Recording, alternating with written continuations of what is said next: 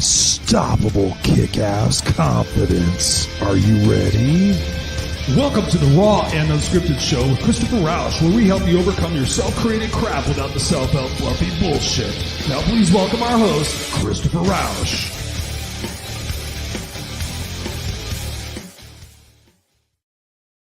And please welcome our host, Christopher Rausch. What's going on, ladies and gentlemen, boys and girls? This is a special edition of the Raw Unscripted Show brought to you today proudly by helphealhumanity.org. Go check them out. And the reason for the special broadcast is that me and some buddies of mine got together and we thought it would be a great idea for us to talk candidly and vulnerably about our situations as men struggling with mental health issues. So we invite you today to be a part of the conversations, to chime in anytime you'd like, ask us questions. This is going to be a very, very raw and unscripted conversation between me and my buddies that we're going to have you as witnesses to see what we can do to grow together and learn more about the mental health situation, especially in the world today relating to men. We appreciate you guys all being here, whether it's live or on the replay. If you start watching this at any particular time, go back and watch the beginning of it because it's all going to be impactful. One of the things I want to just lead off right now with is just some statistics for you guys, just to kind of get an idea of what it is that we're going to be talking about today. I pulled this up from mindwise.org, so you can go check it out for yourself, mindwise.org. And it talks about there, it says 1 in 10 men experience some form of depression or anxiety, but less than half seek treatment. In 2020, men died by suicide 3.88 times more than women. Experience a higher rate of suicide, they are less likely to seek help. Are you seeing the pattern here? About 6 out of every 10 men experience at least one trauma in their lives. PTSD can develop weeks, months, or even years after trauma and can cause a person to relive their traumatic event, experience nightmares and flashbacks, or any number of events that can inhabit their everyday life. And then also it says men are most likely 2 times as likely to binge drink than women, and almost 3 times as likely to die as a consequence of alcohol abuse. And the statistics go on and on and on. It says here 49% of men feel more depressed than they admit to the people in their life. And so that's just kind of just a game starter for what it is that we want to talk about today, because I am blessed to be joined by a few great men, which I'm going to introduce to you in a second. And we just encourage you guys during this broadcast, if you feel inspired, please share this out. This isn't about likes or hits or anything else. This is about if we can reach at least one person, 2 people, 3 people across the globe and have them start to take responsibility and recognition for their own personal mental health and start to get help and start to be able to communicate about those things. Perhaps we can end some of the violence and the suicides and the shootings and the family shootings that we're seeing in the news consecutively day after day recently. And if you find, they're always men. So having this vulnerable conversation today is beautiful. And I just want to introduce for a second the guys that are going to be on here because they're beautiful people. One gentleman is, he's my buddy. He's my co-host of the Unfiltered Experience on Friday nights. His name is Scott Goyette. He's the founder of Go Love Now. He's going to be on here. We're going to be talking about love and how we can get more connected with ourselves. We got Walt McKinley, who is the warrior. He's the warrior mindset. He is the author of the book Monsters in My House, which is a memoir about the abuse and traumatic events that he endured as a kid and now as a result, he is a beautiful person out there speaking on stages, impacting the world and lives. And we've got, last but not least, we've got Jacques Equer, who is the founder of the 4S for Life and also the Man Up or Shut Up group. Let's please welcome these gentlemen to the Raw Unscripted Show and let's begin this amazing conversation. What's up, gentlemen? What's going on? What a beautiful, beautiful intro, bro. Appreciate you. Thank you. I'm honored to have you guys here. Hold on, Chris. You got to get rid of the self-help fluffy bullshit part in the beginning. We can't accept that anymore. We got to get rid of it. Did I say self-help fluffy bullshit this time? No, you didn't say it. It's in your intro. Like I'm listening to it laughing. I'm like, you are pure self-help fluffy bullshit now. You just I know. I just got to sit Indian style while I do this. We got Lee in the house. Lee says, so excited about this conversation. Thank you, brother Lee, for being here. We got Chris Kaysen in the house. He says, hello there. We got Josh Marks in the house. He says, hey guys. We got Mary Kay in the house, our beautiful support person, Mary Kay. She says, way to show up, guys. Love you all. Lee says, hey, brothers. So I just want to kind of get in. We got Glenda in the house. She says, I'm so glad doing this. Go to nami.org, which I'm very familiar with. So let's just jump into it, guys. We all are powerful men. We're all strong, apparent men in our lives. And one of the things that we've all experienced, and because we've all talked about this, is the fact that people compliment us on the fact that we're very masculine and, and strong and everything, but also that we're in touch with our emotions. We're not afraid to say what's on our minds. We're vulnerable. We talk about our past discretions and everything else that's happened in our life. For each of you guys, what do you want to get across most in this conversation tonight for people who are listening, as far as men's mental health, and what central message do you want to drive home? And let's just jump into the conversation. Scott, you can go first. I was going to say, somebody pick. I'm gonna go. Really, I'm gonna keep all my answers short to start with because I know we're all gonna get excited and have so much to share. So, here's what I would ask people to do. If you're gonna take one thing away from what we talk about today, I'm seeing this with my coaching clients. I'm seeing this personally. I'm seeing this with men across the board, my students. I beg of you to start exploring when you're triggered. Walk that back to the source of that trigger. And I know we're going to talk about what that looks like a lot because I'm sure that's going to be brought up quite a bit. And notice the emotional attachment that comes with it. A lot of men think we're angry organically. We're so angry. No, I'm going to tell you that's probably the cherry on the cake. There's probably some sadness. There's probably some shame. There's probably some guilt that sits right underneath that. And it's pushing that out. And then people say, oh, you're angry. Oh, you're this. Oh, you're that. Guys, listen to this hour that we're talking. Contact us individually because I can guarantee you that anger is more than it appears. And there's a beautiful human being underneath that. And that does not need to be what defines you. So I'll start with that. And I'm going to have a sip of my drink. Beautiful. Beautiful. Awesome, Scott. Thank you for that. Walt, you're up next. Yeah, I think first and foremost is to let people know they're not alone. We've all felt it. Scott, to your point, you're just talking about the emotions, right? We've all felt moments when we've lived in this pit of despair, full of shame and embarrassment and anger and frustration, whether it's workplace, childhood trauma, or just the day-to-day things that happen. But what I know for a fact, because I've lived this journey myself, as everybody else here has too, the happier I've gotten in here, the more success and abundance and relationships that have grown incredibly well over the last 20 years, but especially over the last few, it's transformed my life and it's unlocked happiness I didn't even realize I missed out on. And so this conversation is really about getting right inside here, because you can have the things, you can have the money, you can have the hot girlfriend or the hot wife, but if you ain't right in here, none of that's actually going to matter to you at the end of the day. You're going to continue to feel like happiness is just out of reach, no matter what you buy or what you have, until the day that you die. So this is about living a life to your full potential, not a fraction of it, because we're afraid to be vulnerable and actually face the things that will empower us once we heal from them. Love it. Love it. Love it. Well, thank you for that. Mr. Jacques, what's on your mind and heart? What message you want to get across to people tonight? Well, I love that Scott said he wanted one-word answers. That was like a paragraph and a half. So I don't know what he could tell me. Whatever, man. I hyphenate, Jacques. I had to pick on... Judgment-free zone. Judgment-free zone. That's it. No, I will keep it short because I know, listen, I'll just keep it short and sweet. Two things real quick. Number one, to all the men out there, it's okay to not be okay. Yeah. Learn that, know that. And number two is let people in. And that means not just your life partners, your wives, your kids, your friends, everybody. Let someone in. That's the one thing that made my relationship, and I said this to Chris the other day when we were talking, with my wife Blossom, is allowing her into my space. Yeah. And no matter what it was, I don't worry about, I just have to be the protector and the provider, and I don't want to burden my wife with all my bullshit. No. They want you to let them in, because if we don't let them in, they turn on themselves, and then they end up wondering what they're doing wrong, why the relationship may be failing, what can I do right? And that's not fair to them. So it's better for us to let them in. So I encourage you to let someone in. If you feel like you're in need, you need support of any kind, let someone in. Amen. Well, I love that, Jacques. I just want to share with everybody here. We think about, I talk a lot about this. We talk a lot about this in various conversations, the conditioning process that takes place when we're 0 to 5 years old. You think about a lot of the input statements that we get, especially as guys, as boys. And I want to read some of these off, and I want to talk about them and talk about how we can switch our belief systems about those making up our identity. Some of these were like basically the conditioning process to not show emotions. Be a man or man up. Boys don't cry. You don't cry, you baby. You need to be strong. Boys don't do that. You need to toughen up. Why can't you be more like your big brother? Why don't be so sensitive? You blank like a girl. Those are blank for girls. Boys will be boys. The man is the provider and the protector, and you need to be more manly. Think about all those statements that we experience as kids and that conditioning belief that we go into. And then we see the stereotypes on, movies and television, like, oh, the man is this and the man does that and he takes care of this and he doesn't show his emotions and feelings. Mm-hmm. What are your guys' thoughts on that and how we can start to break up those belief systems within ourselves? I'll jump in here on this one first. Instead of just always going to roundtable, and you guys jump in too, like cut me off if you got a thought. here's the reality.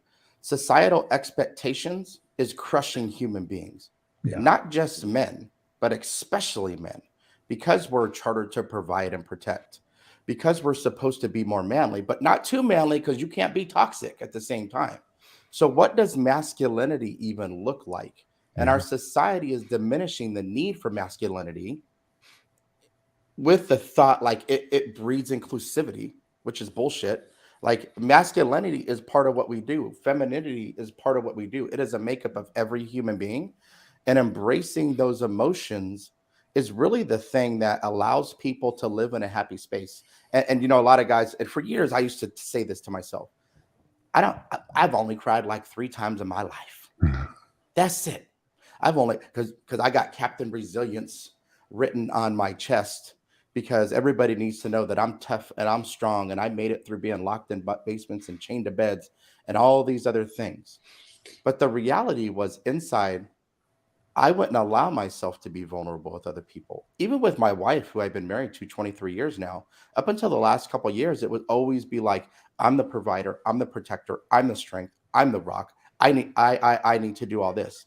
When I realized that the ultimate flex of strength is really your vulnerability, and being able to go to that space and let the things out that are poisoning your soul so that you can live happy, well-adjusted, break the generational cycles and fight to be the hero of your family and the people that are around you. Because first you were able to get real with yourself inside of here. Damn, I'm telling you guys, like when I say I have unlocked this level of happiness I've never seen, leaving corporate America, all the money behind, selling boats, all the stuff that I thought would make me happy, and stepping into my God-given purpose of having these kind of conversations and speaking around the world and writing my memoir, being vulnerable, being congruent and authentically who I am, the way I've always really wanted to show up inside. Shit, like I literally, I don't even think I can be happier. I'm sure I can, but we'll figure out how to make that happen at some point. But I'm extraordinarily happy, the happiest I've ever been. So that's what people are missing out on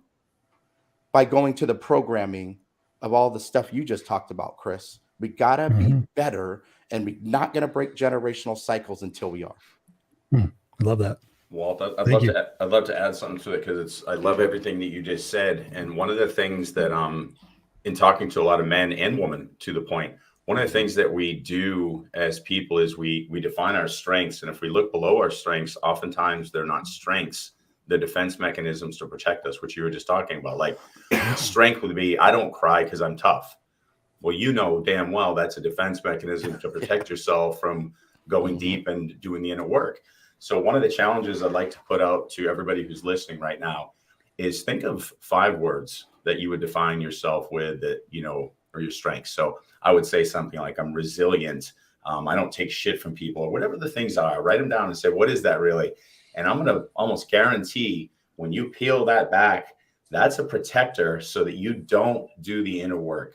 The answer that we're going to be talking about right now is getting in, doing the inner work, doing the meditation, telling people, you know, Jacques said it so beautifully, you know, letting people in. We've got to start doing that. Not just men, not just women, everybody. But for this conversation, men, take a really good look at what you believe to be a strength and double check and see if it's a defense mechanism that's protecting little Walt, little Jacques, little Chris, little Scotty, because we're a little bit too scared to show what's really behind that, because the strength is in the vulnerability. You guys said it. That's the reality. Yeah. What do you guys got, Chris and Jacques? Anything to throw on board with that? Well, I saw one of the comments come across. I don't know who said it, and they said that men are afraid to show a sign of weakness. Well, first off, that goes back to shattering that stigma of it's not a weakness to be vulnerable. Let's throw that off the table right now. Yeah. Vulnerability is a strength. That's what makes a strong man. It doesn't mean you can bench press 350 pounds in a gym. When you're vulnerable and you can allow yourself to accept your masculine and your feminine energies to make yourself a complete human being, that's what makes a true man. That's the key to it. So I don't know who made that comment. It's not to degrade whoever said that. I just want them to know that that's one of the things that we're trying to shatter, is that it is a weakness. It's not a weakness. It's a sign of strength to allow people in, to say, listen, we all have dreams and aspirations, but we also have hurts and pains and needs. And if we can't express that goes back to Scott or Chris's statistics of why domestic violence is up. Suicide rates are up. 510,000 men a year globally commit suicide. Just let that sink in for a minute. 510,000 men a year globally. Dude, that says it right there. It's not just bigger than a problem. That's the real pandemic. It's not COVID. It's not anything else that's going on. The real pandemic is mental health in this world today. Jock, I love that. I want to add one thing, Chris, before you jump in, because it's really important. When Jock, you just talked about 510,000 men. How much trauma is that creating generationally? But listen to it's 75% of all suicides are men. Wow. That's the statistic for that. Globally, 75% of all suicides are men.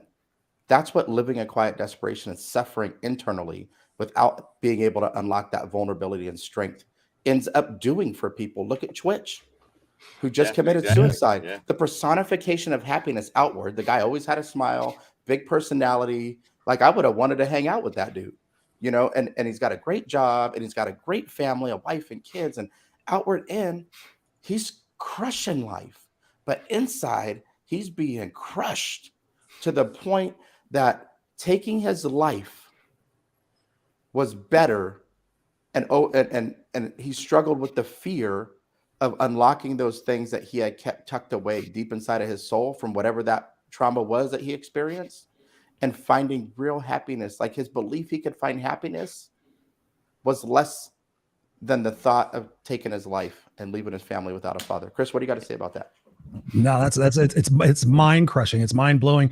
And to be perfectly honest, you know, I've known about this stuff for quite some time, but it's just never been my wheelhouse to talk about men's mental health. But, you know, it's been spoken to me more than a few times on Clubhouse. And we've had some amazing Clubhouse rooms where we've been open and honest about things. And people said, wow, you know, you guys are so macho and you're so masculine, but yet you're so in touch with your feelings. You should have more conversations like that and be able to help more men. And that's exactly what we're doing now. And the reason why we're really doing this, I want to give props to Jacques, is Jacques reached out and says, hey man, I'm not doing so well. Can I talk to you? I want you to talk about that, Jacques. I want you to talk about where you're at and why you got to that point and where you're at now with, since been having those conversations of being real, raw, and you're honest with yourself, because you're a badass motherfucker. I probably wouldn't have wanted to know you 30 years ago, but now you're the sweetest, you know, most gentle guy. You're out there advocating for mental health. You know, you got the 4S for life. You got man up or shut up. But even you yourself, as strong as you are, started going through a down period. And I want you to talk about that a little bit and what that looks like for people, because I know that couldn't have been easy for you. But I mean, the fact that you spoke up is the reason why you're doing better today. So tell us a little bit about that. Hey, Jock, hold on. Josh Marks, I want to let you know I wanted to say the same thing. I see you say you're not okay. You called 988 this morning. I'm really proud of you, brother, for showing up here. Absolutely. And allowing us to pour into you and let you know that we have lived where you are at right now. Yep. And we are still here pouring into other men, because it's the power of all of our stories that changes humanity. So I want you to know I see you. I'm looking back over here at the chat. I want you to know I was doing the same exact thing, and I want to address that. And I think at some point, let's let Chris, you know, dive in and comment. And then at some point, let's see if we can support Josh right here live and support him in some capacity. 100%. Thank you, Josh, for being here, by the way. Yeah, thank you, Josh. Appreciate you. So I know I reached out to Chris last week, and I had done a guided meditation just on a whim with a friend of mine, because I wanted to try it out and bring it into my men's group and offer to veterans and soldiers that are dealing with PTSD issues. I thought it'd be she has this modified school bus. She turned into pretty much a mobile Zen den, or she does Reiki and holistic stuff. You know, I just wanted to try it before I went out and said to people, hey, this is a great thing. Go try it. I wanted to experience it. So I went in and did the guided meditation, and 2 days afterward, on or about, I just had this awakening. Like, a lot of shit came up. Now, I don't know what you guys know about me. I know Chris knows a lot. Scott knows some. But ever since COVID hit with 4S for Life, which is my nonprofit organization, I've been going balls out for 3 years. And I've given everything, every ounce of my being to everybody else, but I neglected me. Okay? Now, I put myself on the back burner, everything. Even my, you know, not that my wife's relationship and I, you know, ours wasn't anything, you know, there's nothing wrong with it, but I felt like I was neglecting her, neglecting us. And after this guided meditation, it sort of woke something inside me. And I was like, whoa, like I had to put the brakes on. I was like, hold on, man. Like, there's a lot of shit going on. Like, I've lost both parents. I lost a couple of cousins to overdoses. I mean, just a lot of shit to start. And it all came out at one time. Whatever she did with this sound bar type thing, you know, body scans. That's what it was, a body scan, and brought all this shit up. And I said to Chris, I actually stepped back from my organization. I let my board of directors know that I needed to heal me first, and I had it, and that's a big thing for me. Anyone knows, Scott, you run your own thing, you know how hard it is, but I had to do it. And once I stepped back, the clarity that I got from that I gathered when I could step back and look at the situation from afar, and I'm slowly like seeing a different path, which is men's mental health. I think I'm going to steer that way. But not only what came out of this was my wife and I even bonded more, like we're dating again. It became like this blossoming love affair all over again with my wife. We've been together 17 years, and it felt like the first day I met her and started dating, we're spending so much time together. I'm focusing on her and myself and my family and my dogs. And that's it. And everything else just goes to the wayside. All the stress has been relieved. You know, for now, I'm doing guided meditation once a week. I'm doing Reiki. I'm doing journaling, which is what I call Rage on the Page. I do a lot of that. You know, and it basically, if you guys, I'm sure you've heard of it, but for the listeners out there, Rage on the Page, what it is having a conversation like you're talking to someone in person, but in essence, you're just writing it down. Feel free to write everything down. Write it down. Curse, swear, anything that's on your mind. You write it down, you read over it, you burn it, or you throw it away, and it's gone off the table. And, you know, I just reached out to Chris. I actually talked to Mary Kay. She's on here. I just had a long conversation with her the other day. I reached out to peers, people that are doing the same work that we do. And, you know, that's where I'm at now. So to the gentleman, Josh, that called today, you know what, we all still suffer. Like Walt said earlier, we've all lived through shit, a lot of shit. I know all these guys. I mean, I don't know why I know part of Walt's story, but I definitely know Scott and Chris's story. And, you know, even my story, we've all been there, brother. And, we're still here, and it takes a good support system like these three gentlemen right here. There's a ton more out there. Yeah. So you're not alone. You know what? You did the right thing calling that number, but you know what? You can call any of us. I'm sure I can speak for everyone on here. You want to reach out, message any one of us directly. Yep. Any one 100%. Of us can help you on your path, that's brother. Right. Anyone. So please, you are not alone. Keep that in mind. All right. Yeah. And even to echo that, this week has been an interesting week of breakdowns with people that I'm coaching and even myself. There was a point earlier this week where I said, Chris, I can't do that thing Wednesday. I can't do the thing on Friday. And what I have to do is I have to separate myself from everything going on around me because I'm not okay in that moment. You know, I'm like sitting here, like I feel, like I said, the anger dissipates. I move through that, and guess what's sitting underneath it? A mountain of sadness, and then you're not even sure why you're sad. And it could be something external, where I was talking about, why is the world the way it is? Well, what can I change on the inside? And that's what we got to start playing the game of. What shields, what armor, what defense mechanisms have we layered over ourselves to not empower us to heal?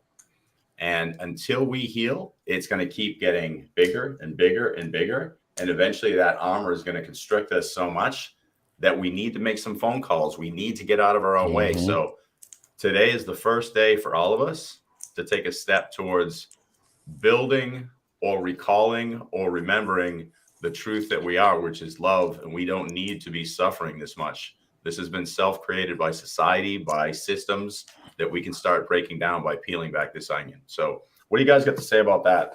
What are some of the steps that we can give right now to start that?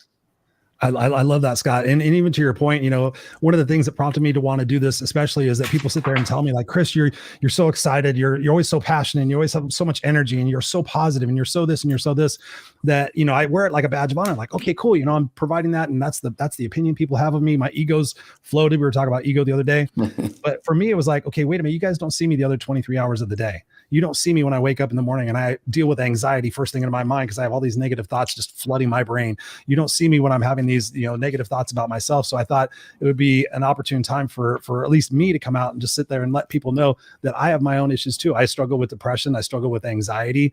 But the most important thing is that over the years, I've developed you guys as friends and brothers to be able to talk to. We got Lee here. We got so many people here is to be able to have those conversations, but to be real and honest with ourselves. And one of the big things that I find in my journey, Scott, to answer your question, is the power of forgiveness, is to be able to forgive myself for all the past stupid things that I've done that I thought I had to punish myself for, or the mistakes that I made, and to be real with myself and to have that empathy to know and understand that I didn't know what I didn't know. But now that I do, I have more tools and armament in my tool bag, if you will, that it doesn't make it go away. But when it happens and it crops up, I know I can reach out to talk to you guys, or I know I can go to meditation, or I know like Jock was saying, be able to journal my thoughts out. It's pretty incredible what it is that we can do when we get real and honest with ourselves and we stop running away. Over the course of my life, I've always had alcohol as my little dependent. Like, okay, if I don't feel very good, I can have a couple of drinks and I'll feel better. And in my early 30s, that became a point of contention with my friends so much that they did an intervention with me. They're like, Chris, we're worried about you because you're always drinking so much and everything else. And I'm like, I'm fine. I'm still keeping my job and everything else is fine. But I was running away from my true emotions and my feelings and my hurt that I had experienced from my mom and from being homeless and all the different identities that I took on for myself that I had to be proud. And I couldn't. My wife and I were just talking about this the other day when my mom was sick. She goes, you wouldn't let me in. You wouldn't talk to me. You wouldn't talk to me about the decisions, and I felt left out, and I got to the point where I almost left you. This is back when we were dating. And I said, from my perspective, I was trying to protect you because I didn't want you to get involved in all this mess. It wasn't your mess. You came into the family, and I was trying to be the proud, like I was doing the 200 miles a day. I was taking care of the animals. I was going to the hospital. I was going to work. I was still coming home and trying to be all these things. But ultimately I crashed because I wouldn't let her in. And that opened up my mind to be able to sit there and say, okay, listen, if I'm running away from my problems, then one of the most important things to do when you see yourself doing that and catch yourself doing that is to sit there and say, okay, get real with yourself and be like, okay, what am I running from? And then in turn, run towards that. And so I sit here and raise my hand. I've been to therapy. I've been to counseling. I've been on antidepressant medications. I'm not on them now, but for a period of time, that was not a sign of weakness. That was a sign of strength for me to sit there and say, I can't do it by myself. And I think we have to wear that. I think we're supposed to wear that as a badge of honor. Like, oh, I can do it. I can do it. And we kind of test ourselves. Like, how bad am I? How cool am I to be able to take all this on? And I don't have to inflict any harm on anybody else, but secretly we're inflicting harm on people because we're not taking care of and loving ourselves. So yeah, I absolutely agree with you guys. And I feel like if we share a little bit of our journey, each one of us respectively, for the people who don't know us necessarily, they'll have a deeper understanding of the strong men that we are today because of that vulnerability and because of that forgiveness. So anybody feel free to jump in and share a little bit. I just want to capture, Josh says it right here. He says, living through shit called being Edward Scissorhands for the past 15 months. Wow, Josh, definitely like what Jock said, we're here for you. We're here for everybody here. So, this is all about, making a difference in what we can do personally. We're not going to change the world overnight, but if we can change and help people evolve and grow one person at a time, we can share this out, then our work here is done. And that fulfills our legacy. So we appreciate you guys all being here. We appreciate you guys sharing it. So feel free for anybody who want to jump in and based on that. Yeah, I just want to commend Josh again once more, because you know what? Yeah. The first step is always the most difficult. So for you being a man, and being able to admit that you need help, that you need support, that's what this is all about right here. And you're making our point right there. You are the prime example of it's okay to reach out and say, listen, I need support. So I commend you for that. I highly commend you for that. I love that, Jock. I love that. And I think that goes back to what all three of you guys had mentioned this in a different way. Community is powerful. Yeah. That's what this is about, is community. Because when you feel alone, when you isolate yourself, because we've all isolated ourselves from the people that want to help us, you have to be willing to accept the help, but be vulnerable in those moments to go ask for it, because people don't know what they don't know. And everybody in life is dealing with their shit. So you can't assume that they know how to help you. You have to reach out and ask that. And I want to tell, because I think self-awareness is so huge, and I'm sure you guys would agree with me. And there's been times in my life I've been massively self-aware, and there's been times in my life I haven't, and I beat my head against the wall over and over until I finally learned the lesson and pivoted and made an adjustment. And for me, I think, Chris, you said, tell a little bit of the story.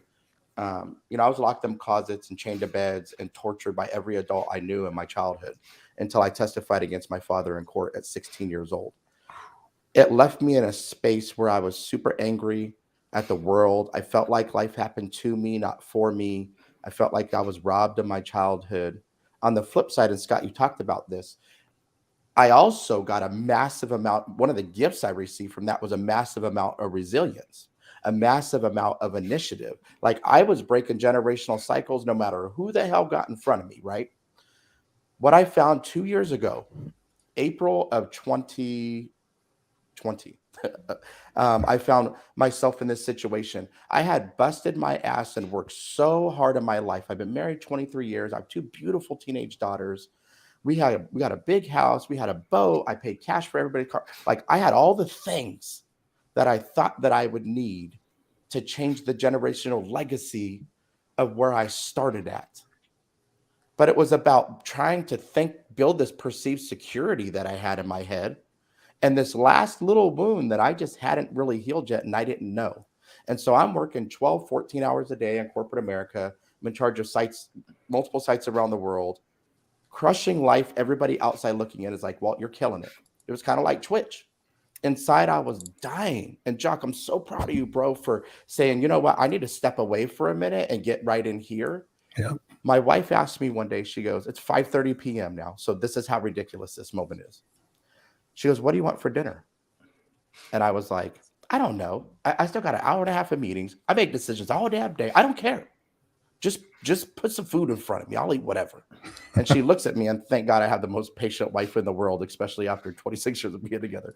And she looks at me and she says, what's wrong with you? Are you okay? And in that moment, my tears, my eyes welled up with tears. My heart started racing, and I thought, I'm not. And I said, baby, I'm not physically or emotionally tired anymore. I've been fighting my whole life, and I can't continue this beat down of work that's happening, the 14-hour days. I can't do it no more. And here I am. As soon as I would go green on WebEx in the afternoon, my leaders, my directors and managers that work for me, they'd be pinging me. Walt, you free? You free? Of course I'm free. I owe you. Like, I owe it to you to be there for you as your leader. My wife and children need a husband, need a dad. And I'm trying to show up as my best for all of them. Yeah. Nobody knew how much I was suffering inside. And I told her that day, I said, I am tired in the depths of my soul of who I am as a human being. Like, I can't even tell you how tired I am anymore. And she just hugged me, thank God. And, because she's just an angel on walking on earth for me. And I chose to leave that job. And this is the next big thing, guys. We all have choices. Yes. I took 2 months of disability. I felt like I left my team down. I felt like I bounced when it was the craziest. There's 3 executives doing the job I vacated by myself. But let me tell you what's happened in my life. As I've done that, as I found my happiness again, as I worked on filling my cup, and this is important. This isn't selfish. It's important. As I filled my cup, and I become happier, the way that I show up for the people that deserve my love the most has extraordinarily compounded. And what I teach people is the first thing you need to do is speak your truth. Rage on a page, start there. Chuck, I'm totally still there. I love that. Rage on a page, start there. The reality is nothing is more freeing than speaking your truth about what's bothering you, what's poisoning your soul. It's a difference between living your life looking up from the ocean, like with the anchor on your damn ankle, looking up and drowning, knowing the air is right there. Speaking your truth is like snapping the bolt off that chain holding you down, flying up out of the water and taking that. You guys remember getting pushed in the pool when you're wrestling with your buddies? And it's full of hope, and it's full of love, and it's full of life, and it's full of joy. That is the difference of what speaking your truth does. That so many men especially, but just humanity in general, because we're so fearful of the expectations and judgment, that's what speaking your truth will do for you. It will unlock happiness and potential that will keep you in a position of being limitless in what you're capable of. I know I rambled there, so I'll let you guys jump in now. That was beautiful. That was beautiful. I mean, what you're talking about there is the same thing that essentially I experienced as well.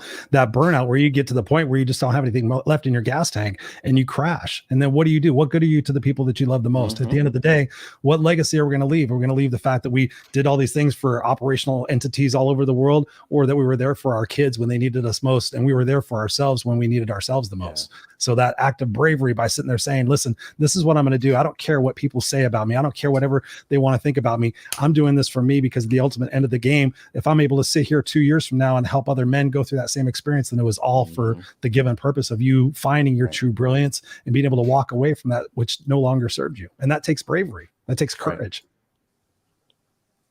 Right. And thank you guys all for these beautiful comments. Ron just said here, while your story to yourself and open the doors you closed, hiding the pain you haven't dealt with, unlock your healing. Yes, and Ron's been doing that the last couple of years too. I mean, massive respect to you. Mary Kay says here, she goes, Mary Kay says here, they keep moving. Everyone needs a hand up the mountain. Absolutely. Lee says here, he says, Walt breaking through the surface. Big time. Look at Mary's last comment right there. Look at Mary's last comment she just wrote. Yeah. Your company employer won't be the one writing your obituary. It's so true. I like the thing that she said about the mountains. Don't always look at the mountain you have to climb. Look back at all the mountains you've already climbed. Yeah, that's the way you need to look at it, because we've all gotten here, and I don't mean that because I know Scott hasn't talked in a while, which is amazing because normally he's like taking over the conversation. Like Chris can't even get a word in when I'm on that show. It's like it's the Scott Goyette show. No, I'm just kidding. I'm just kidding, Scott. He's a smart dude too. He is a smart dude. Pick on the tall guys. You pick on the tall guys. You got to pick on the tall guys. We talked about that. No, see, Walt, I knew part of your story, so thanks for sharing. I mean, I knew, bits and pieces, and like you said, we haven't really met. This is the first time we've actually met, even virtually. So, basically, I'm going to try to squeeze mine into a nutshell. And, I dealt with being bullied as a kid, led to drug addiction. I'm now going on 30 years clean from drugs. Depression, obviously, I'm still battling, and I've survived multiple suicide attempts. So when I've talked to these gentlemen right here, and I'm going to tell everybody out there, I've lived the mental health minefield. There's nothing you're going to say that's going to shock me, that's going to surprise me. You know what? I've been down the path. My path isn't the same as Walt's. My path isn't the same as Scott's or Chris's. But you know what? We can help give you the tools that helped us, and maybe they will help you. And if not, I can point you in Walt's direction. I can point you in Scott's direction. I can point you in Chris's direction. Lee Height's another good one. He's on here. And there's so many of us. Basically what I want for this message to be is that here's 4 guys from all over the United States. So Chris is in California, I believe. Scott, you're in Texas, right? Yep. And Walt, Arizona, and I'm in New York. So look we didn't even know each other. Like I don't even know how we met. I think me and Chris did a show, and then I met Scott through Chris, and then Walt as well. So this is just letting you know that no matter where you're from, no matter how far apart you are, there's no reason why you can't reach out. Look, here's 4 guys from different ends of the United States.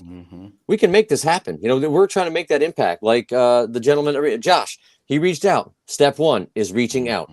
Tune into this. Share it. Other men, it's okay to not be okay. We're allowing you that space. We are allowing you to break that cycle, as I think Scott said. I think you all said. Break the cycle. Start now. You know what? That's generations of bullshit. All that boys can't cry, can't hug another man, can't be vulnerable. Bullshit. Whoever came up with that, it's bullshit. We're telling you right now, it's bullshit. I hug my brothers. And that's the guys in the men's group. So we end every meeting that we have in person with a hug. You know what? And it's the best feeling in the world. I said this to Chris the other day. Yep. Hugging someone is not just meaning it's an embrace. It's feeling someone else's energy coming into your entity. Amen. And that's the thing. So if you're I could be having a bad day and say Walt's having a good day, and Walt may come up and give me a hug, and I can exude that energy. I can absorb his energy. And let me tell you something. There is nothing better in the world than having that connection with somebody. I don't care if it's man, woman, child. You have a connection. It means you're connected to something, that you matter, that your life matters. So every one of you out there, your life matters. Everybody out there, your life matters. Yes. Oh, yes.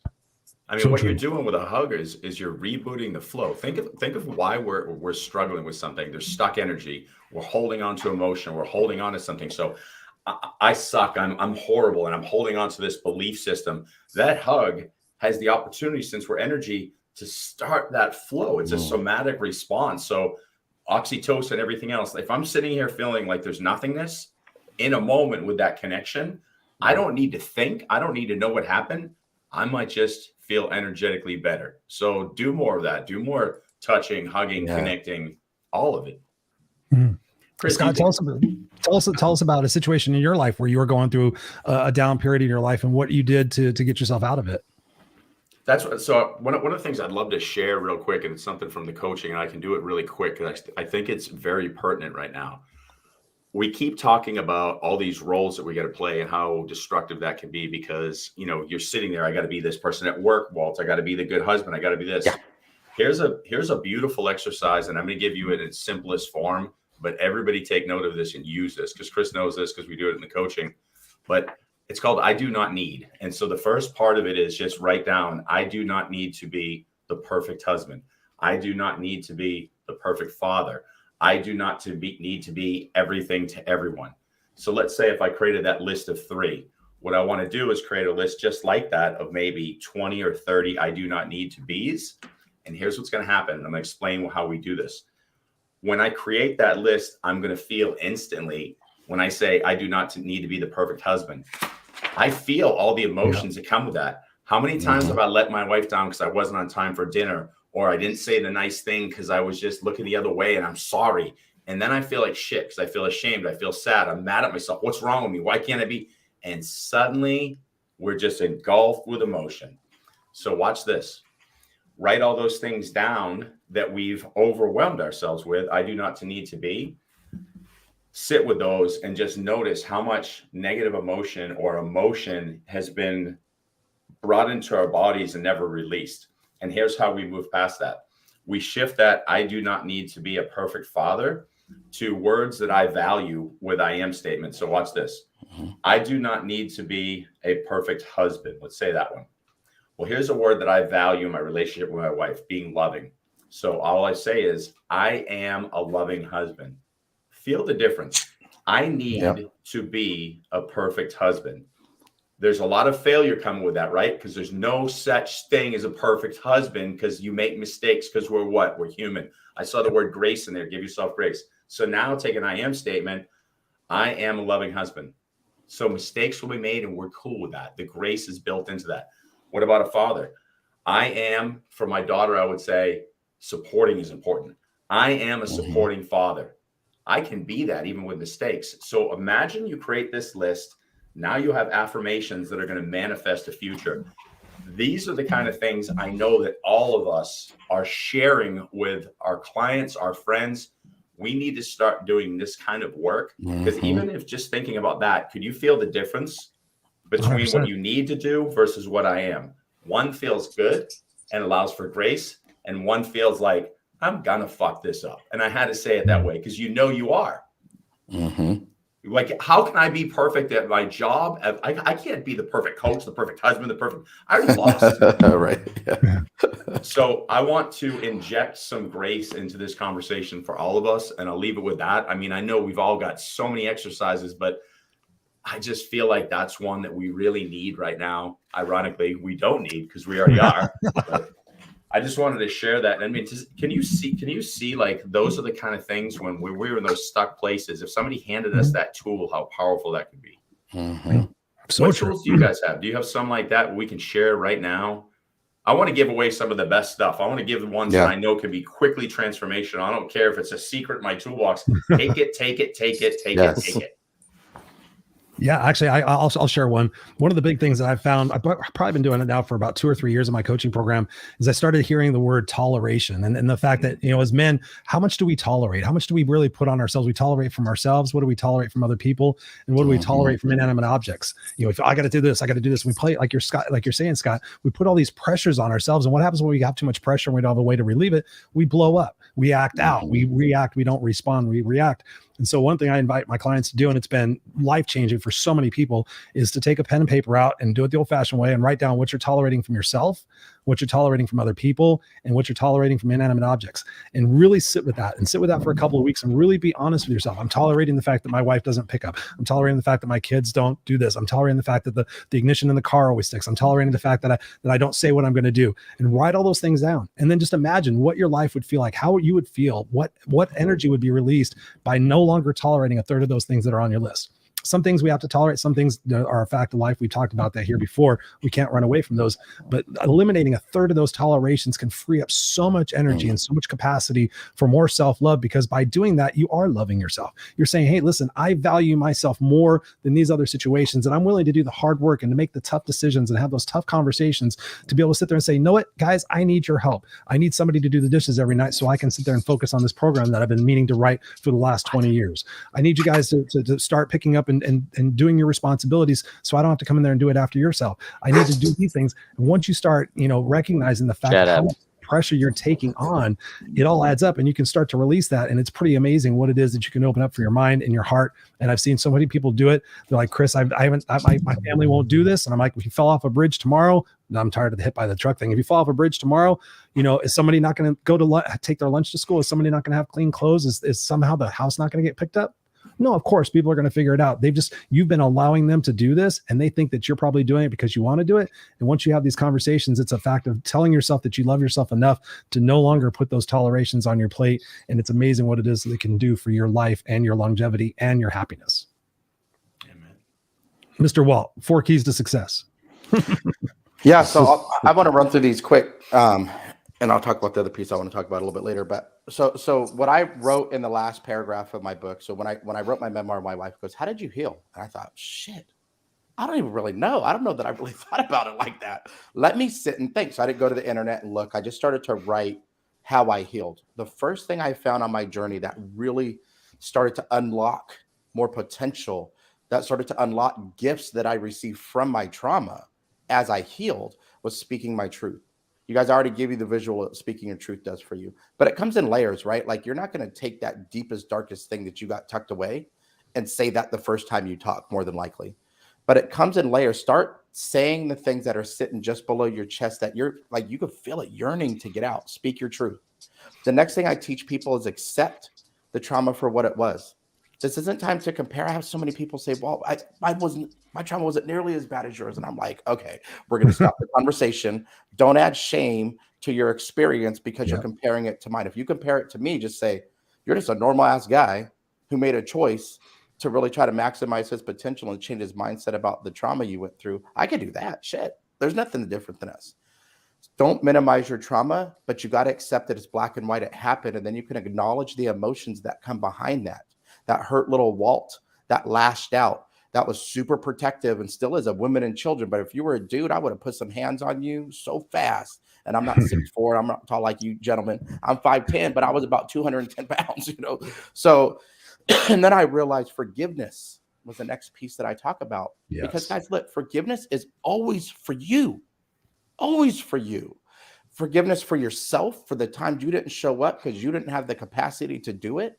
Forgiveness for the people who hurt you, that themselves were hurt souls that just didn't have the courage to face their trauma. So they repeated generational cycles, right? Forgiveness is always to let that poison out of your soul so you can replace that empty space with love and show up in a different way. And the last thing I teach is exposing your superpowers. Shit, man, like the empathy, the grit, the resilience, the compassion, the strength, the initiative, like all of these things that we have that are gifts from what we've experienced. I couldn't live the way that I do and help people the way that I help them without all of my experiences, even the most catastrophic, worst ones. What I found is my spirit was always unbreakable, even if my emotions were suffering inside. If you're here, your spirit is unbreakable because you're here. You're still doing the work. What I realized, this was cool. My wife realized that I shouldn't take credit. She might be listening. But she realized, she goes, "Do you know that spells safe, Walt?" Oh, wow. And I thought, no shit. And I go, in Maslow's hierarchy of needs, outside of food, shelter, and water, what you need to survive is the next thing you need to get to self-actualization is to feel safe. We got to create an environment that we feel safe in. And no matter what your outside environment looks like, if you don't feel safe in here and do those steps in that work, you're always going to be suffering. And I have done this to given this talk to first responders, child welfare advocates, nurses, hospitals, community members, addiction centers, like a Rotary clubs, Canada, US, like virtual all over the world. I have had this conversation. And every time I do, people are bawling because they know that they're ready to take those steps. Now you just got to make the choice. Ask yourself, what if I really do this shit? What? Puff your chest out, lift your chin up. If I go all in on this, could I unlock the same happiness? Maybe. I'm going to do it, right? Instead of saying, well, what if I do and my life sucks, and what if people are depending on me and I don't show up, and what if the programming of the negativity we've always experienced controls our life and we don't embrace the fear of the unknown, knowing that if we look at our life resume, as we embrace that fear and move forward, through that tunnel of darkness, there's always light, abundance, happiness, joy, love on the other side of that. Let's go. Y'all got me fired up tonight. Amen. Wow, Amen. We see that. I That have lived this fiery, journey. this the shortest guy in the panel. He's the most fiery in here. Look at him, man. He's fired it off. Hashtag warrior. There you Boom, go. boom. That's right. That's right. See? There you go. Boom. So what are you guys' thoughts? When I think about this, I think about in my own personal experience and my growth journey is a lot of what I held inside was due to the relationships that I had with other people. And once I started becoming more comfortable with exposing myself, I guess, if you will, and being more raw and vulnerable and telling people I don't have it all figured out and not always being the strongest or the funniest or the smartest person in the room, I found that some situations I had to let go of relationships. I've talked about it here. And for anybody who's new to listening to the broadcast, you know, I had toxic people in my life, even up to the point where I reunited with my sister back in 2005. She left when I was 9 years old. She's 7 years older than I am. She left when she was 16. She was like, sorry, baby brother, I can't take mom anymore. So I'm going to go live with my dad and good luck. And I didn't see her for all those years. And then it was 2005 that we got reunited. And it was pretty alarming how toxic she was. And then, of course, me being the motivational speaker and the coach and everything, wanted to help her and could see, like, Maria, if you do these things, you won't be a victim anymore. But ultimately, she didn't want to see that light. She was stuck so much in her victim status that for me, I wasn't going to take that on anymore. So I had to wish her well. I want to talk about a little bit about relationships and the opportunity we have that sometimes we're afraid to be who we are because we're with the wrong people and to make that decision to maybe move away from some of those people. Have any of you guys had that experience in your own journey? I think you have to cut anyone out of your life that doesn't exude positivity, no matter how close it is. You know what? I've cut close friends out. You know, I just did a, Facebook cleanse on my social media page. And it was even people that I've been friends with for 20 or 25 years. If you don't have the time for me, I'm not going to make the time for you. You know what? I'm not going to be the one to keep reaching out all the time. Like, we all have lives to lead. We have families and clients and wives and things that we have to do. And it's just, you know what? I feel, and I said this to my wife the other day, even some of my closest friends, like I said, if you only call me up when you need something, that's not a friendship. I'm sorry. I don't agree with that. So I just think it's, I just think it is tough at times. Like even now, I'm having issues with one of my sons, and okay, well, that's about as close as you're going to get. Okay, yeah. and I'm going to explain it to you. Bottom line, because I have no problem sharing it. I'm not a big fan of his wife's, but it's his choice. His wife is his choice, and we've never seen eye to eye. Well, my granddaughter was born last year, and I have yet to see her because of my son's wife. Because she feels like she needs to control whatever situation. And so they blocked me off Facebook. They blocked me off everything. And I've had no contact with them, even though I've tried to reach out. So I said to my wife, it's time to let go. And I'll always love my son. Guys, don't get me wrong. My son's my son. I'll always be there for him. Even if he came here tomorrow and said, hey, I need you, I'll be there. But for now, it's time to cut ties. I need to move on because you know what? It's just bogging me down. And I can't allow that to happen right now. So proud of you. It is what it is, unfortunately. That right there is probably one of the most powerful lessons that any man can receive, because we have a best friend, we have a family member, we have somebody as close as your freaking son. And I think a lot of the men that I resonate with most would say just what you said. I can tell you, I have a lot of people that I love that I've disassociated with, but if they called me tomorrow and said, I need help with something, I'll be the first one there every time, each time. Anybody who knows me will go, he's telling the truth. He doesn't talk to him. He'll be there. And that's just who I am. And I'll say it on record because I've done it. I follow up on it. I do it. But I cannot have, when I make a phone call or I call somebody and it's instantly negative or bullshit, I just can't take that anymore. I don't have the capacity in my heart, because my heart is being used to connect with others and share and empower and enjoy my own existence and fuel up for myself and those who matter to me. So it's a very hard thing to say, this is my world with these people in it, and then have these people force removal. But it has to happen, because you wouldn't carry an anchor outside your boat because it's supposed to be part of the boat. You're like, I got to let the thing go. It doesn't make sense, but we do it. And a lot of people are doing it right now going, oh crap, that's me. Maybe it's us with somebody we haven't recognized yet. That dead weight has to be moved. Doesn't mean that you don't love the person. It's like you guys all said, forgiveness. When you forgive someone else and say, I forgive you for what happened, what you're doing, and you know this, Jacques, is you're cutting the emotional tie. So if you have shame or guilt or sadness, you're saying, I no longer will resonate with this emotion. When I think of you or I see you, I'll say, I hope they're happy because I love them. Yes. And that's where it sits. And if you can do that, that's true forgiveness, because now you can be here, they can be here. There's no emotional connection that's going to hold you down. And you still have the freedom to go support them if and when they need it, as we talked about. Well, And is that an easy thing? No. Well, every morning, honestly, every morning, this is one of the weird things I always do, but every time I leave my house in my car, I always make the sign of the cross to bless myself for the day. Yeah. But when I do that, I also exude it, and I say my son's name, his wife's name, and my granddaughter's name. And I said, I want you to exude love and positivity to them. And you know what? At some point, I'm hoping that it does reach them. Yeah.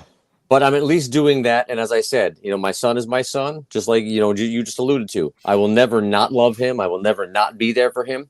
But right now, and I think I said this to Chris the other day when we were talking, the biggest relationship, the most important relationship in my life right now is my wife. And I need to focus on the one that means the most to me right now. And that right there is what, and I'll say what Walt said earlier, I'm the happiest I've ever been. I mean, this last month since I've had this awakening and reconnecting with my wife on that level, yes, it's just blossomed into something beautiful. Just something as simple as like the other night, I could have made dinner myself. I actually called her out to make dinner with me, and I just hugged her by the stove and we made dinner together. Just simple little things, to reconnect. And you know what, to all the guys out there, you know what, and I'm hoping the women do listen too and chime in, please. Women, what do you want from your partners? What do you want us to share? Give us that opening to say, hey, it's okay. You know what? We're here to help you. This is a partnership. It's not a bike path and a roadway. You know what? It's a two-way street relationship. It's got to work that way. And you know what? That's all our women want. That they want you to let them in. Open the door. Let them into your world. And I will promise you, and I think these three gentlemen will allude to that. If you open that door and let people in, every relationship you have, most relationships that you have will blossom into something you never, ever fathomed they could be. You're missing out on so much, not allowing people into your space. You need to allow people in. Amen. I love that. What do you guys think about Josh's question here? I want to address that. I want to address that for Josh. So look, Josh, I talked about having that nervous breakdown in corporate America that led me into the path God always had open for me. I was kicking down a door that was bolt locked. There was barriers behind it. I wasn't getting through it, no matter how strong I thought I was. But all I needed to do was look into the door that was open. And the one thing that I did is I focused on building community, like you showing up here tonight. I also go to men's group every Wednesday night. In all the years I've been going to church and stuff on and off, I had never went to a men's group, not once. And I just knew when I had that, I said, I got to get around other men living the journey I'm living and trying to do the work. And for me personally, the place I knew to go find that immediately was at church. And so if you're alone 95% of the day, bro, you got to make the choice. This is your choice. You've got to make the choice to say, I'm going to get uncomfortable and I'm going to go put myself in situations around other people that have the same mindset of where I want to go, so that they can help lead you along that path and support you and love you along that path and give you that embrace and that energy exchange that these guys talked about during it. It's so powerful. And it's what I needed. And it was something my wife in that moment couldn't really give to me in the same way that other men could. And with Josh, you're never alone. I mean, as I alluded to before, I want you to know that and I'll actually invite you to the group. I think I know Chris and Scott are both in the group. So it is, if you look it up on social media, Josh, it's hashtag man up, not shut up. Right now it's 85 brothers. We call it a brotherhood. I don't call it a support group, because support group tends to steer a lot of men away from it, because they don't want to be, I'm in support, I'm in therapy, so I call it a brotherhood. So we invite you. I invite you. It's my group. I created. I invite you to that. We have men suffering everything from addiction to PTSD. I mean, everything from retired veterans to people that feel alone, such as yourself. And it's just something that you can talk to other men from all walks of life, from 18 to 70, from all stretches that have been through so many things. And you can just listen. You can join in the conversation, but come be a part of our community so you're not alone. Yes, I invite you to that. Please do. And one thing to look at too, Josh, and think about this. Every time that you up level or you shift frequencies, maybe you come from a frequency of complacency or lack, or you're just not feeling good, you want to change the station of love. Picture the old school radio. When you're taking that knob and you're in full clarity, you can hear the station even if you don't like what you're hearing. When you turn it, there's going to be static between stations. What I bet you're feeling right now, and I think if we all think about what happens is, if we don't continue to turn the knob and move through the static, will never get to the clarity. So I see people do two things. They move to the static. They think it's something eternal. So what do? They go back to the place of comfort, even though that comfort was pain, and that pain amplifies because you need to change the station. The quicker you do this, and this is another metaphor, but think about this. The quicker you realize, hey, there's a moment where I'll feel like I'm alone because I'm going to blaze a trail as a leader. You're hacking through that stuff. There's people behind you watching you, leading the way. Jacques doing it, even though in the moment of suffering, so is Walt. So I'm hacking through and I'm blazing through. You're going to bring that next group with you. You're going to go join Jacques' group. You're going to listen to Walt. You're going to listen to something Chris says. Yeah. There's a moment where you might feel alone. No, that's because you've chosen to be a leader, and that's part of the game. Change the station more quickly and fluidly, and don't hold those emotions saying, I'm not enough or whatever. But start to just think, move through the process. The quicker you move through hell, the quicker you get to heaven. There's so many metaphors for it. Trust me on this one. I mean, this same week, I've been in both heaven and hell. And you know why? Because I didn't hold on to shit. I told Chris, I don't know if I can be here. I don't know if I can be here because I don't know. And what do? I do exactly what I'm saying. I take action. I go to the gym. I do something that's good input. I make sure I get a good night's sleep. I connect with my wife. I make dinner. And suddenly the stations change and it's more clear. And I'm practicing what I'm preaching. So nothing you're hearing Jacques say, Chris say, Walt say, or myself is bullshit. We're all doing it. Yeah. And they're all some tools that you might choose to use. Grab onto those that feel best to you and try them out because you can do this. That's it. And I love what you're saying, Scott, about that. You know, we talk about love. I mean, you got the Go Love Now behind you. That's one of the things I've been finding that during COVID, I gifted a bunch of people complimentary coaching sessions. I've told you guys about this. And midway through about 200 of them, I started recognizing a pattern a little bit. And all of a sudden I had this whisper in my head that said, ask them, do they love themselves? Yes or no? And so I thought it was a ridiculous whisper that I got in my head, but I'm learning to trust my whispers. I'm learning to absorb the self-help fluffy bullshit. And so I started asking these people, I'm like, I'm going to ask you a question. I want you to be completely honest with yourself and be completely honest with me. It's a yes or no question. Do you love yourself? And 75% of the people, granted, it was probably about 80% women, but some of them were guys, 75% on average really struggle with loving themselves. And so I think that's something that we could probably kind of end out the conversation a little bit, is talking about how we can love ourselves more. And one of the things that I found is I just started asking the secondary question. I'm like, what's your hydration like? You know, just as an offhand, I mean, when you think about depression and everything else, I'm like, what's your hydration like? I don't even drink water. Okay, well, your body's comprised, depending on what statistic you look at, let's just say 78% water. You're not drinking water, you're dehydrated. When you're dehydrated, how do you feel? You feel like shit. When you feel like shit, what do you want to do? You don't make good decisions. You want to go to your short-term gratification. You want that dopamine release or whatever, serotonin release, and you go do that, and that becomes the cycle. And then you're like, to your point, Scott, like hydration, I call it the 5 things, like the 5 core foundational things that you can start doing for yourself, depending on where you're at. And this speaks to you, Josh, as far as being alone, is number one, we got to love ourselves. We got to have the foundational belief within ourselves that we love and care about ourselves so much that we will be willing to risk letting go of people in our life that are no longer serving our greater purpose. Because people come into our life for a reason, a season, or a lifetime. And yet sometimes we feel like we have to have that hold on somebody. I just wish my buddy a happy birthday on the 19th. I don't talk to him much anymore. We're 2 different people, but like to your point, Scott, if he needed my help, I'd be there in an instant second. But back to the 5 things: hydration, nutrition, sleep, exercise, and vitamin D. If you're not taking care of the foundational basics for what your body and your mind need, then that's the best place to start focusing on that. I have an Aura ring, so I actually track my sleep, and I found out, oh wow, when I drink, I sleep good, but then I found out I was getting 0 deep sleep, which is the restorative sleep. So I started understanding and biohacking sleep. And so now to the point where it's like, I can tell that if I don't get a good night's rest, then I know that maybe I need to lay down and take a nap or do some meditation or do something like that to rest my body, or not to do things that involve making important decisions, but to get outside and have that vitamin D. I found out that one time I didn't go outside. I was the badge of honor. I was going in when it was dark and I was leaving when it was dark. I had no sunshine, no vitamin D. And I found myself driving home just feeling depressed and just shitty, and just like all these fucked up thoughts were going through my mind. I'm like, oh my God, I haven't seen the sun in 2 weeks. So I started taking a 10-minute walk every single day. Like, Chris, you can afford fucking 10 minutes. Go out there and take a 10-minute walk and talk about to yourself what you're grateful for. Because oftentimes we focus on the things that we don't have. We focus on the things that are causing us trouble. So we invite more of those to be into our system. So I would just walk for 10 minutes. I'm like, I'm grateful for the beautiful sun. I'm grateful for my job. I'm grateful for my car running. I'm grateful for I get to go home to a beautiful wife. I'm grateful for that I have a home that I enjoy.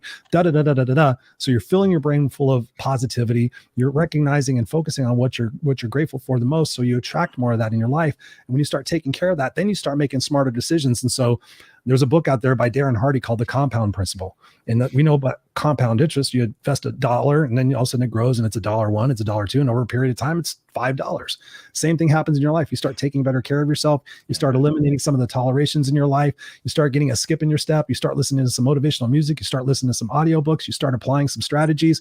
6 months to a year, 3 years from now, it won't be easy, but the person you could become and the journey that you can go on is phenomenal because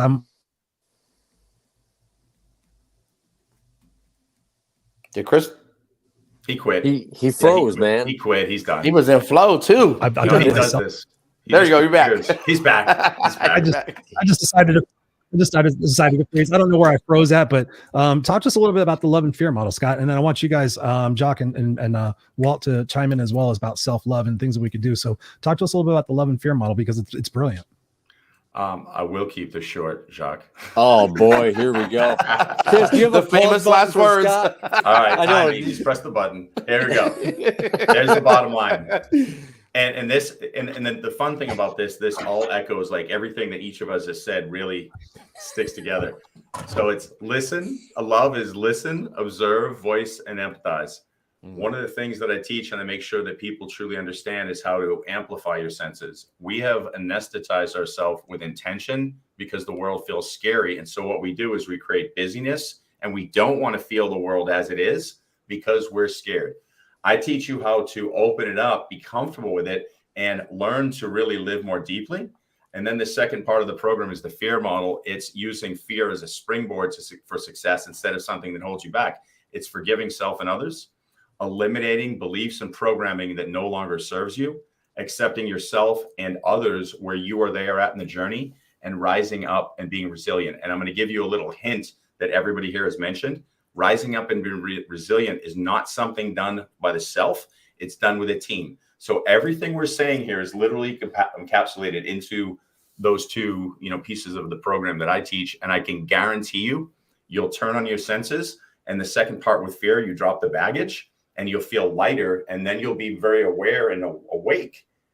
And you'll finally be light enough to go live your dreams, which you are always capable of doing. You just forgot. Time? How was that? I don't know, but your definition Beautiful. of short is not the same as Walt's. I'm sure. We're not in any rush here. No, We're not in any listen, rush here. no, that's a great. No, that was great, Scott. We just like to pick on you because I don't see you that often. So There's a lot there, and I'm trying to consolidate. And I guess I know it is tough. People don't realize how much information that we've all gained, through our journeys. And you have so much, and you want to get the right message out. And it's like, okay, is this the valid point? Here's these certain points that I want to get across. And I think that we've all made valid points from different aspects. And I think people can take that, like you said, Scott, you made a good point. Take what you can, what tools, something Chris said might work and something Scott said may not, but something Walt may have, worked and something I said didn't. But there's something in here between the four of us that will enlighten you into whatever that is to help you on your journey, no matter where that goes. I just saw Josh said that he uses his gym for an escape from people, and I think that was something like that. I think, Chris, you could see the comment. Yeah. I'm guilty of using the gym as my escape from the world and from people. Well, don't think of it just as an escape from the world. Think of it as bettering yourself physically. I mean, we all know that physical and mental health go hand in hand. And you know what? You're doing half of that. So if you're going to the gym, kudos to you. So that's half the battle. Half the battle is your physical health. You're doing that. Now we need to incorporate the mental aspect of it. And that goes back to, like Chris said, self-love. Bottom line is love yourself. Doesn't matter. This goes back to what society thinks. Does anyone really give a shit what anyone thinks of you? The only thing that matters is what you think. If you think you're a good person and you're a good person, you know what? Just exude what you can. You can only take care of what you can control. You can't control what other people say or think about you. You can't. There's nothing you can do. There's people that don't agree with what Scott says. There's people that don't agree with Walt says. There's people that don't agree. We all have people that don't agree, and not everyone's going to agree. That's humanity. That's part of the deal. Okay, so you have to be comfortable within yourself. Josh, I'm hoping that you are. I don't know what your situation is, why you feel alone. I know you said you're the eldest of the, of however many children, but can you maybe enlighten us a little bit on why you're alone? I mean, is that choice? Is it a family issue? At a crossroads of attempting educational entrepreneurship. Well, okay, see, so you're on a path. You have a goal. That's more than most people do. You have something in mind that you want to do. And that, again, you're taking all the right steps, Josh. You really are. You're making the phone calls. You're here. you have a plan, you're going to the gym. I mean, those are all positives. Take positives from that. It's all about positives. So true. And I love that. Where your mind goes, your energy flows. And that's what both these guys are talking about. I mean, y'all were dropping some golden nuggets and some bombs all over. So I hope you guys are really taking some notes. And what I want everybody to take from this isn't motivation. It's not inspiration. That shit is fleeting. That goes away. It's the absolute belief that your history doesn't define your legacy, and where you start in life doesn't have to be where you finish. The belief that you can do exactly what each one of us did, because you can. And here's the reality. Look, I'm a 20-year military veteran. Self-care and affirmations, I was like, that's bullshit. Like, I don't got time for that. Like, it's not what I do. That's how I used to talk about that. Same. But what I will tell you is, when you start to say affirmations that you don't believe yet. So Josh, I want you to write on a sticky and put it on your mirror, and I want you to say it multiple times a day. Put an alarm on your phone to say it. I am not alone. Bro, you are not alone. But if you continue to think that you're alone, guess what you're going to feel like? You're alone. You'll put up barriers. If you continue to think that you're not alone, guess what? You're not going to be alone, because your energy is going to be different. You're going to attract people into your space differently. And here's one thing that I've found in my life, hands down. What if said two different ways will absolutely dictate the course of your entire life. We are programmed through our parents' self-limiting beliefs, through our parents' self-doubt, lack of self-confidence, through our own personal experiences that help exacerbate that, to say, what if, and I always look this way because I have this slide that I go when I do these speaking events to talk about this. And you go down this left side of this road, because it's, what if I start this relationship and I get hurt? What if I go to a group and try to be in a community of men and I'm not accepted? What if I try to leave my job and go to this other career that I know is a better fit for me and it doesn't work out? What if I try to unlock this trauma and I actually feel worse? And so what happens in these moments, you ask what if, and you go to this negative energy and this negative mindset and thought process. You end up, you don't take action, because action is king. Consistent action is even better. You don't take action. You don't get results that you're looking for. Your belief doesn't increase, and you end up living in quiet desperation and feeling stuck your entire life.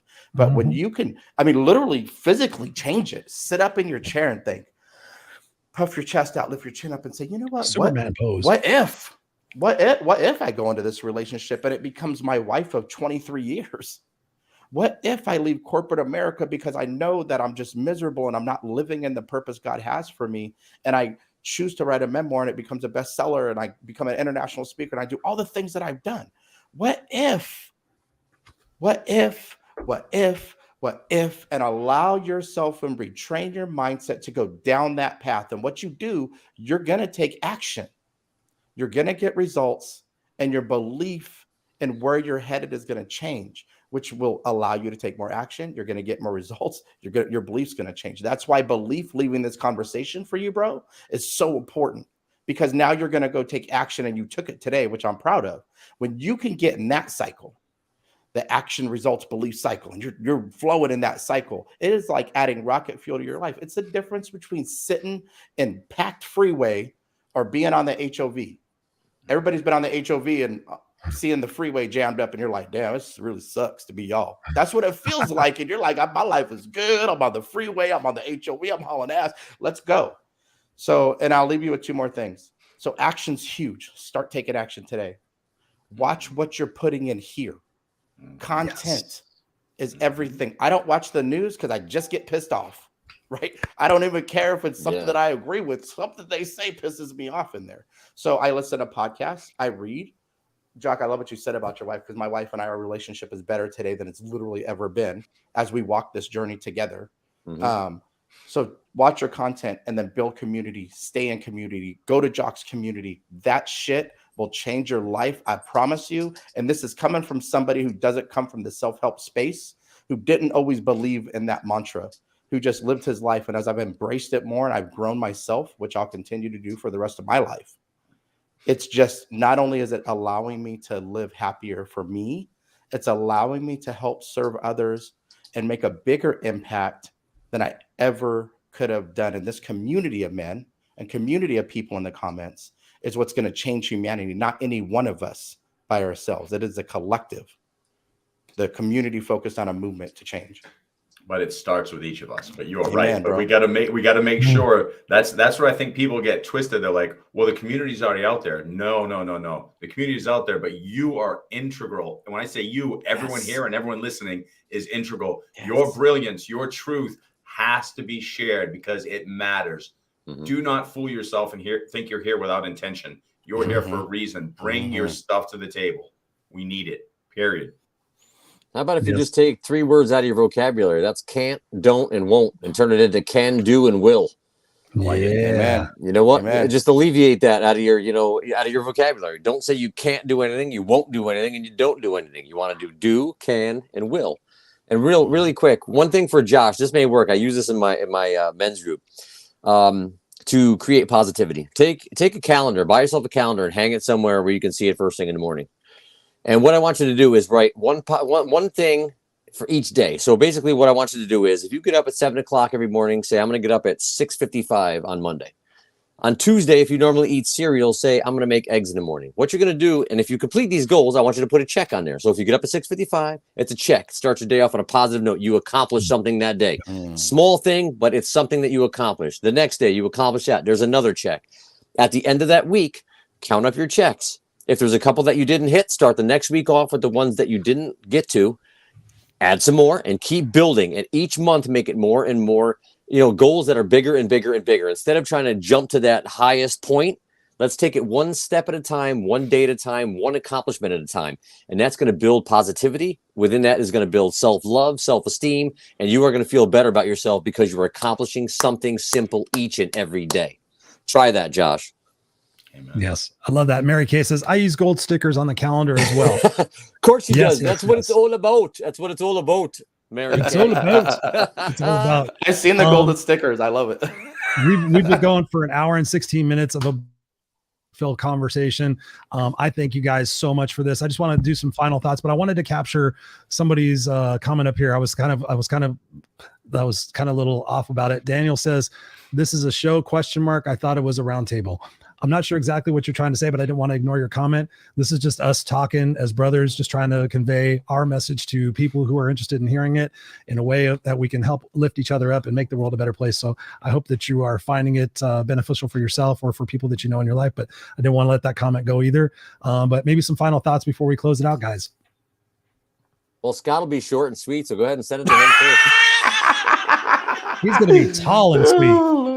I think I'm not in the same room with Scott. Maybe I do want to fight Jacques. I don't know. Yeah, I was gonna say if we ever meet in person, this could be dangerous, man. I don't know. I already know what's gonna happen. We're just gonna get in fun trouble. You know how they call good trouble. It'll be huge hugs. So you obviously haven't listened to this show, Jacques, because I usually do quick endings. I talk a lot during the show and I finish it. So he summarizes it beautifully. On this one, honestly, just love. I mean, man, this is. Just love yourself, love others, be graceful. That's what I got. Wow. Holy crap. Yeah. I'm gonna take a drink. He's parched after all that stressing. Mr. Walt motherfucking McKinley. That's how we address each other. I got to tell you, start looking at your life resume. Realize you are not a victim. You are not a survivor. You stand in your power. You own who you fucking are. And you recognize that warrior within yourself. You keep fighting. You keep loving. And watch how your life transforms by taking little steps every day over the next 6 months and a year. And thank you so much to everybody for being here. Continue to stand in that warrior power. Love you guys. Boom. Love it. Love it. Mr. Jacques. Well, I'll use like he used warrior. I'm going to use to all the men out there. It's time to man up, not shut up. And that means speak what's on your mind, get it out, and stop letting society dictate that you need to keep it inside. That's bullshit. We do not believe in that. Let's get it out. Love yourself before you can love others. You have to love yourself first, right? That's first and foremost. We know that. And check on your loved ones. And I don't mean just the men in your life. I mean, each and every day. We all say we get caught up and we're like, oh, man, we'll get to this tomorrow. We'll get to this. And you know what? We all put the shit off. We all know we're guilty of it. Let's stop doing that. We need to check on those. If it's something that seems out of place, they're not acting right, whoever that may be, make sure you check on them. How is everything? Are you okay? Let's get into that practice because that's truly the thing that's going to save lives. I love that. I love that. You guys are beautiful people. And just to kind of build on that point as well, Jock, something I do usually on Fridays, sometimes Saturdays as well, is I pick up my phone and I either go through my Facebook messages, my Instagram messages, or my text messages, and I'll just scroll for a second and I'll land on my thumb and I'll just message that person. Yes. Hey, what's going on? How you doing? And it only takes a few minutes to do that. And it's pretty incredible. Like if you haven't talked to somebody in a while, they may be going through something right in that moment. And I see that happen all the time. Like, Chris, oh my God, you messaged me right at the perfect moment. And I'm like, okay, why weren't you going to reach out? And again, it's that strength. It's like, I didn't want to bother anybody. I just wanted to sit here in quiet desperation. Don't do that, ladies and gentlemen. Reach out to one another. Everybody on the planet just took that moment and just went through their contact list and just thumbed through and picked 3 people every single week and checked on them and genuinely wanted to know how they were doing and reach out and say, you know what, it's been a while since we've had coffee. Let's go out and meet and let's go do something. Let's go play miniature golf. Get outside and get with people and have those human relationships, because to your point, Josh, I mean, I was the Lone Ranger for a long time, the lone wolf. I didn't want to be around very many people. I'm a very skilled introvert, being an extrovert many times, but I can be by myself, no problem, and not have any issues with it. But I found that when I interviewed successful people, one of the biggest attributes of successful people is their relationships, their connection to people. And so that is super, super important. And we have to take responsibility for that. Sometimes I'll admit in my relationships, I'm like, well, man, I reach out to these people, and nobody ever reaches out to me. I'm tired of it. I'm not going to do it anymore. But sometimes we have to take that ownership, take the bulls by the horns and go out there and proactively do that. Or as we've talked about here, sometimes we have to wish people well because they come into our life for a reason, a season, or a lifetime, and go get yourself around other beautiful people like these amazing gentlemen here. And my last little tip is really this, is it goes back to what we focus on. When I wake up in the morning, the first thing I do is generally I have some sort of anxiety that hits me. I don't know if it's a bad dream or something like that. So I do a couple of really deep breaths. I breathe in for 4 seconds, hold it for 4 seconds, exhale for 4 seconds, hold it for 4 seconds. I do that 3 times. And then I say what I'm grateful for. And then after that, I set my intentions for the day. My intention is to be present and playful with my son. My intention is to use my words and my actions to make the world a better place. My intention is to work on my book today and get this manuscript out there so that it could change the world. My intention today is not to be negative and to be positive, irrespective of the doubts that I may have of myself. Continue. And as you're going through your day, if you find yourself going down a rabbit hole, because it does happen, I'm past master at it, stop yourself and say, hey, did I set the intention this morning to go down this victim mindset mind hole? No, I set the intention today to do this. Okay, have I done that yet? No. What's one action I can do right in this moment that can fulfill that intention so that I can get back on track and be grateful for what it is that I have? Because at the end of the day, if I tell all of you guys out there, and this is a pretty powerful exercise, we've talked about it before, but the fact that if I tell everybody out there and look around your room and tell me everything that's blue, you're going to say, that's blue, that's blue, that's blue, that's blue, that's blue. And if I come back to like, okay, do you know everything that's blue? I'm like, yeah, I know everything that's blue, Chris. Okay, tell me what's red. Chris, you were telling me to look what's blue. I wasn't looking for what's red. The same thing happens in your life. If you're looking for opportunities to find disappointment and rejection and self-limiting beliefs, you will continue to find those examples. But if you go out there and you look at, man, I'm so proud of myself, and I'm looking at this, and I'm seeing an opportunity here, and I'm going to go out there and start doing this, and you build on that compound interest again, it's not going to be easy, but over a period of time, you're going to look back on yourself and you're going to be so grateful you went through these challenging times, because at the end of the day, when do we learn and grow the most? When things are easy or when things are challenging? Go watch The Hero's Journey. It's an hour and 13 minutes. It's on YouTube. It's called Finding Joe. It's an incredible documentary. It talks about how we go through these ups and downs and these peaks and these valleys in our life. And someday we get to the point where like, man, I'm tired of all these challenges. God says, or they say that God doesn't give you what you can't handle, and God must think I'm a fucking warrior, which I am. But at the end of the day, what we focus on most is what we get. And when we attract and we take care of ourselves, it's pretty incredible what comes into our life. Mary Kay and I were just talking about this earlier. She let go of an aspect of her life recently, and she's getting all this abundance that's coming in from a different direction. Yes. So we implore you guys to do that. And again, like we've said before, reach out to each one of us. We're here. You can get our contact information off the Facebook. We would love to have a conversation with you. Let's lift each other up, and let's please share this out with some words on your social media and say, hey, listen, I just listened to these 4 powerful gentlemen talk vulnerably about their past and their insecurities and everything else, and here's where they're at today. Put that out there, because together, let's try to stop the next suicide. Let's try to limit that number of 550,000 people that are men that are committing suicide. Let's stop that. Let's stop the violent shootings and the killings of family, and let's start healing one another and lifting each other up, because at the end of the day, my whole focus here is to make a better world for my son and his kids. And together we all have a responsibility and a duty to do that by loving ourselves first and taking action. So if you missed any part of this conversation, please go back and watch the beginning of it. It's been pure fire. And to you guys, I just thank you from the bottom of my heart. I love you guys individually so much. And you're just beautiful people in my life. You help me stay strong. You help me stay unstoppable. So I love you guys and I appreciate you. Any final words before we end this conversation? Perfect closing, brother. Thank you. We love you guys. Thank you, Josh. Thank you, Mary Kay. Thank you, all the beautiful people. Ed's in the house. He says we need to have these on Clubhouse Social Auto app. Actually, we're going to do a Clubhouse at 5 o'clock tonight, Ed. I do a Clubhouse every 2 weeks, and then we do one on Mondays too. So come and join that. It's the Raw Unscripted Club. He said it's a game changer in group discussion and growth. Been there as a moderator for 1.5 years. I hear you, Ed. I've been there for a couple of years as myself. We got Ray in the house. We got Ron in the house. We got Lee in the house. Glenda in the house, Daniel in the house, Linda Marquez in the house, all these beautiful people. We had so many people jump in. We had Coach in the house. Thank you guys all for being here and supporting us and sharing this out. We love you guys. We're going to be doing this probably on a monthly basis, whether with myself or these guys, with other guys. But if you have any questions or anything that we can do to help you, please reach out. You're not alone. We love you guys. We'll see you here next